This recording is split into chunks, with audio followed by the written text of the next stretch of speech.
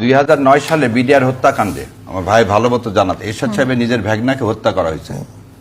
এরশাদ সাহেবের নিজের ভাগনাকে হত্যা করা হয়েছে, কর্নেলকে।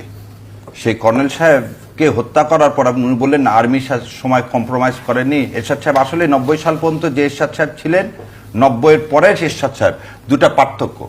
উনি যে কথা বলেন, কারণ আমি এখানে একটা জিনিস বলি, এরশাদ সাহেব বলি আমি সারা জীবন কোনোদিন বলিনি, কারণ এরশাদ সাহেবের যে গুণ, এরশাদ সাহেব কোনোদিন বিচার বিভাগে কোনদিন নগ্ন হস্তক্ষেপ করেনি।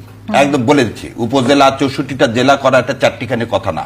এবং উনি যে 10 বছর ক্ষমতা চালাইছে, আমার কাছে মনে হয় আইয়ুব খানের পরে যদি কোনো ডেভেলপমেন্ট কাজ হয়ে থাকে সেটা।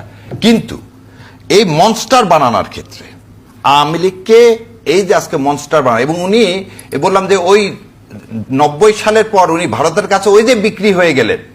এবং আজকে যে ভাইয়ের যে দুটা বয়ান বলতেছে, এই বয়ান দুটো আমি গতকালকেও শুনছি, যে প্রকৃত বিরোধী দল নেই বলে আওয়ামী লীগকে ফিরিয়ে নিয়ে আসার, এই বয়ানের জন্য অলরেডি 450 কোটি টাকা অ্যালোকেটেড করছে বাংলাদেশের মিডিয়া এবং বিশিষ্ট বিশিষ্ট কি সুশীল সমাজের জন্য। বলে দিচ্ছি, দেখাচ্ছি আপনাকে, এই যে দেখেন, দেখাবো, বইয়ের পাতার থেকে দেখাচ্ছি। তারপরে কি বলছে আরেকটা, যে না প্রকৃত বিরোধী দল নাই, অতএব পুরা পৃথিবীকে দেখাতে হবে যে জামাত, বিএনপি আর এনসিপি এক প্রকৃত বিরোধী দল না, এখানে ডেমোক্রেসি বলে কিছু নেই। এই বয়ান তৈরি করার জন্য ভাইদেরকে পেইড করা হয়েছে, যেটা আগেও করা হয়েছে প্রতিবার। এই দেখেন 18 সালে ইলেকশন করছে, কত টাকা পাইছে এরশাদ সাহেব, এটা তো ভাই বলতেই পারে। তো বললে যে ইন্ডিয়া তাদেরকে টাকা দিচ্ছে, তারা ইলেকশন